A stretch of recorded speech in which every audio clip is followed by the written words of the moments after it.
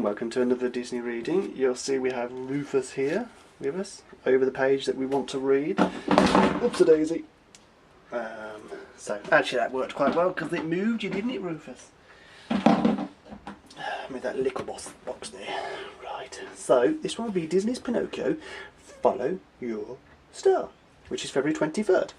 So hopefully this is all in shot, and Rufus is probably going to line this page any second now. Jiminy Cricket was a wanderer.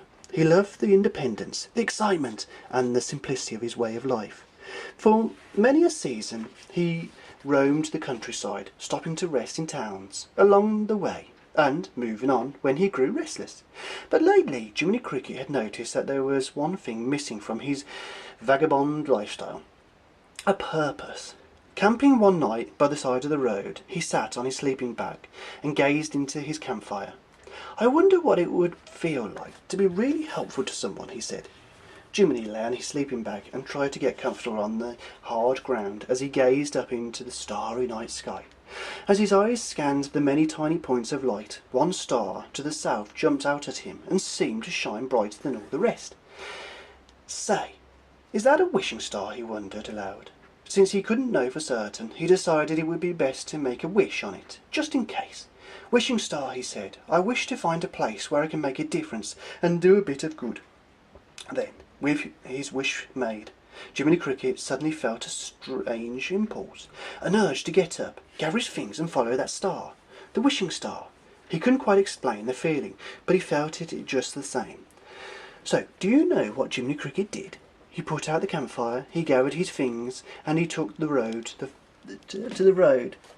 He followed that star all through the night. He walked for miles along highways and byways, across fields and over hills. He walked until the sun came up, and he could no longer see the star to follow it. Then he made a camp and he slept. He did the same thing for several more nights and several more days. Then one night he came to a village. Looking up at the wishing star, Jiminy Cricket noticed that it seemed to hang directly overhead. It was very late at night as Jiminy Cricket walked into the village and looked around. Every window of every house was dark, except for one window in a shop at the end of the street. So Jiminy Cricket hopped over to the window. Peering inside, he saw that it was a woodcarver's workshop, dimly lit by the embers of a fire dying in the fireplace. It seemed a warm and pleasant place to stop for the night.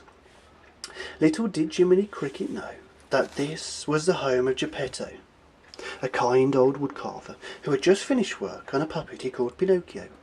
And little did he know that he had just found a place where he would do more than just a bit of good. So if you enjoyed that story, click like. If you'd like to see more, click subscribe.